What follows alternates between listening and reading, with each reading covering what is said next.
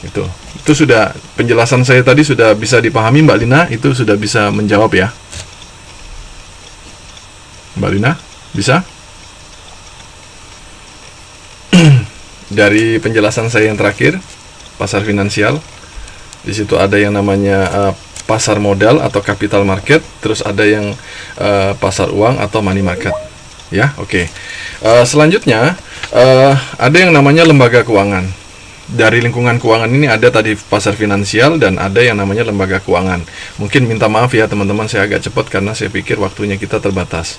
Nah, lembaga keuangan di sini, keberadaan lembaga keuangan itu dimaksud agar proses alokasi yang sudah dijelaskan di atas itu bisa berjalan lebih efisien. Menurut data dari Bank Indonesia, lembaga keuangan yang ada dalam sistem keuangan Indonesia ini bisa dijelaskan sebagai berikut. Satu, ada yang namanya sistem moneter. Sistem moneter itu terbagi menjadi dua lagi. Ada yang namanya otoritas moneter atau bank sentral. Yang kedua ada namanya bank pencipta uang giral atau bank umum. Nah, itu tadi sudah disebutkan oleh teman-teman sebelumnya. Nah, yang kedua ada di luar sistem moneter. Di luar sistem moneter ini ada beberapa bagian yang seharusnya dijelaskan oleh kelompok sebelumnya itu dengan detail. Ada namanya bank perkreditan rakyat. Yang kedua ada lembaga pembiayaan. Itu lembaga pembiayaan itu contohnya seperti modal ventura, ada sewa guna, ada anjak piutang, ada kartu kredit dan lain-lain. Saya pikir ini teman-teman sudah biasa bersentuhan dengan itu ya. Nah, yang ketiga ada perusahaan asuransi. Nah, perusahaan asuransi di sini diantaranya itu asuransi sosial, ada kerugian, ada konsultan aktuaria, ada broker asuransi dan lain-lain ya, asuransi. Nah, selanjutnya ada yang namanya dana pensiun. Dana pensiun ini merupakan dana yang biasa dana pemberi kerja dan lembaga keuangan. Nah, selanjutnya ada lembaga di bidang pasar modal. Nah, di sini ada Bursa Efek Jakarta, Bursa Efek Surabaya, ada reksadana, ada perusahaan efek, ada pialang dan lain sebagainya. Itu masuk di luar sistem moneter. Nah, itu tadi yang merupakan bagian penting dari lingkungan keuangan. Nah, selanjutnya kebijakan keuangan perusahaan ini akan dijelaskan bahwa beberapa keputusan yang menyangkut tentang keuangan perusahaan tadi sudah di awal kita jelaskan. Dalam mengambil keputusan keuangan tersebut perlu diambil beberapa pertimbangan tertentu. Nah, termasuk yaitu lingkungan keuangan.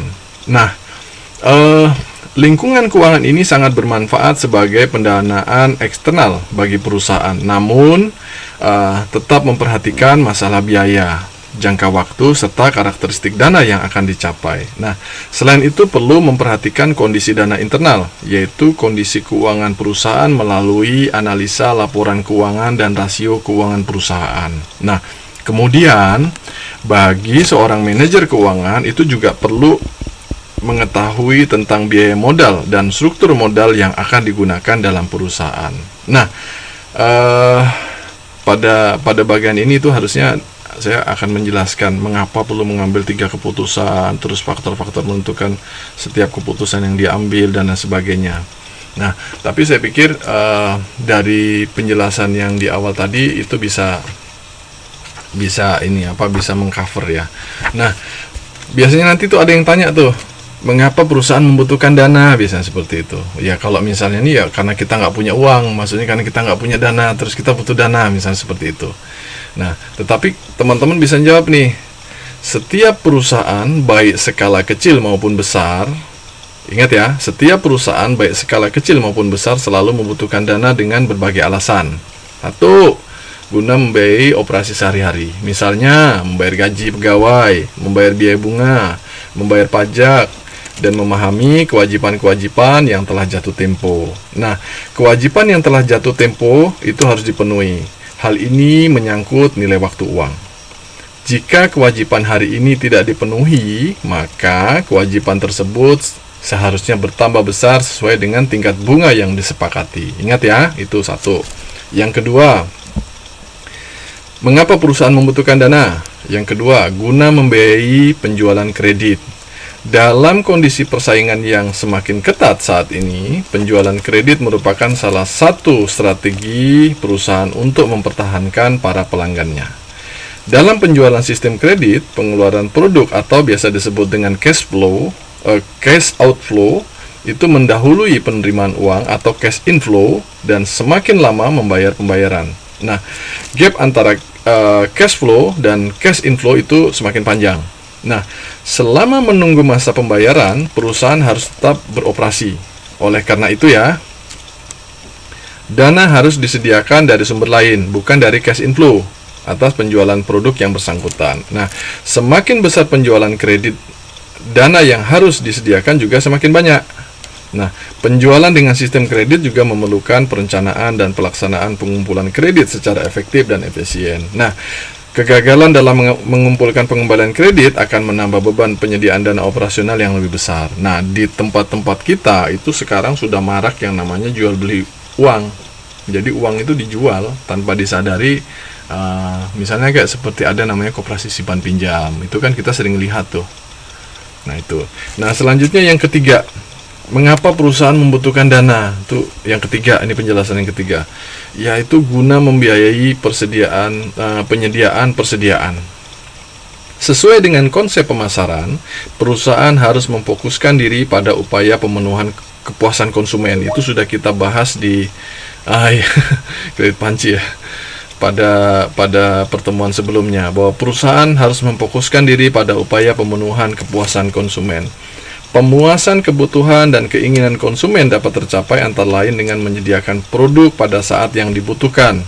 Nah, produsen memerlukan penyediaan inventory guna menjamin ketersediaan produk pada saat dibutuhkan. Nah, sebagai konsekuensinya atas keberadaan inventory, perusahaan harus memiliki dana yang cukup yang digunakan untuk membeli atau memproduksi dan memelihara inventory tersebut.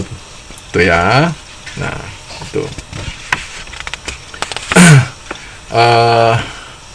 Semakin besar inventory yang harus disediakan, maka semakin besar pula dana yang diperlukan. Penerapan konsep just in time. Ada yang masih ingat just in time? Jadi produksi tepat waktu. Amat berguna dalam pengelolaan persediaan secara optimal, yaitu persediaan yang memerlukan biaya termurah. Jadi dia kerjanya cepat dan dia bisa lihat nih. Nah, nanti just in time ini akan dikupas di manajemen operasional itu. Nah, oke, selanjutnya ada yang namanya yang keempat di sini ada mengapa perusahaan membutuhkan dana. Yang keempat yaitu guna membiayai pembelian berbagai aset penting.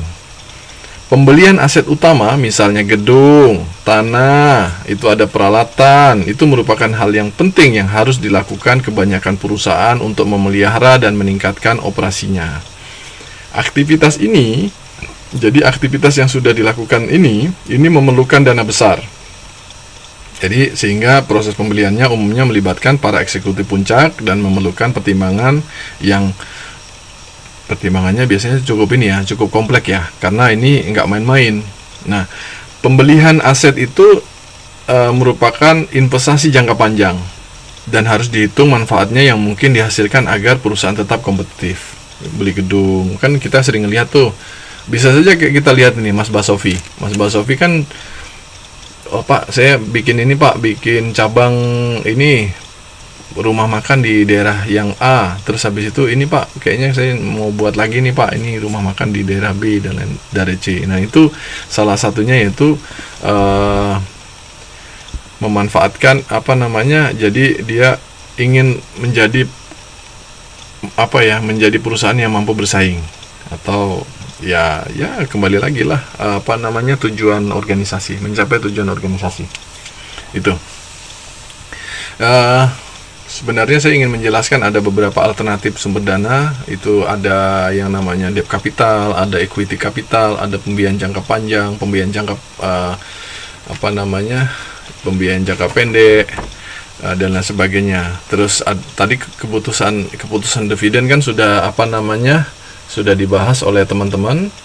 Oke, saya coba jelaskan sekali lagi keputusan dividen. Keputusan dividen itu gini.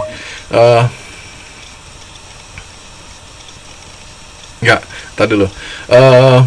Keputusan dividen gini, pada dasarnya laba dapat dibagi